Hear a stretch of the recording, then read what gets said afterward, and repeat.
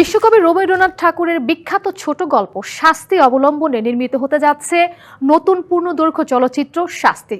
Lisa গাজীর পরিচালনায় যে সিনেমায় প্রথমবারের মতো জুটি বেঁধেছেন অভিনেতা চঞ্চল চৌধুরী ও চিত্রনায়িকা পরিমণি। কাজটি নিয়ে বিস্তারিত জানাতে মঙ্গলবার বিকেলে হয়েছে সংবাদ সম্মেলন, যেখানে নির্মাতা জানান রবীন্দ্রনাথের গল্পকে কেন্দ্র করে কাজ হলেও এটি হুবহু পুনর্নির্মাণ নয়, বরং নতুন সময় আর সমসাময়িক ভাষা ও প্রেক্ষাপটের আলোকে সাজানো হয়েছে গল্পটিকে, যার ফলে দর্শকরা পাবেন পুরনো গল্পের নতুন রূপ। প্রথমবারের মতো বড় পর্দায় একসাথে জুটি হয়ে আসছেন ঢাকাই শোবিজের জনপ্রিয় অভিনেতা চঞ্চল চৌধুরী ও চিত্রনায়িকা পরিমণি। বাড়ির নাম শাহানা খ্যাত নির্মাতা লিসা গাজীর পরিচালনায় রবীন্দ্রনাথ ঠাকুরের বিখ্যাত ছোট গল্প শাস্তি অবলম্বনে নতুন যে ছবির নাম শাস্তি।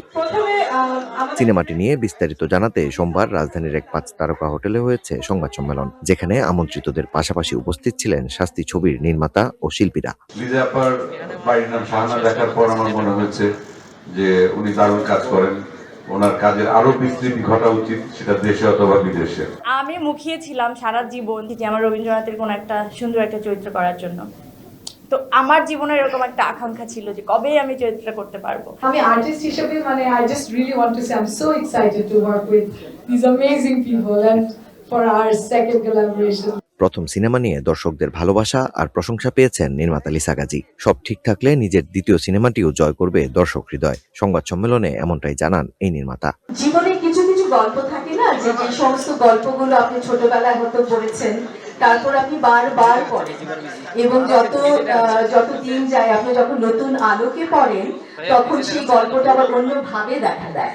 সেরকমই একটি গল্প শাস্তি। এই গল্পটা নিয়ে কাজ করবার আমার দীর্ঘদিনের ইচ্ছা ছিল। সংবাদ সম্মেলনে নির্মাতা জানান, শাস্তি সিনেমাটি শুধু একটি সাহিত্যকর্মের রূপান্তর নয়, এটি সমকালীন সমাজে নারীর অবস্থান, নৈতিক সংকট ও মূল্যবোধের প্রশ্নকে প্রেক্ষাগৃহে নতুন করে ভাবতে বাধ্য করবে দর্শককে।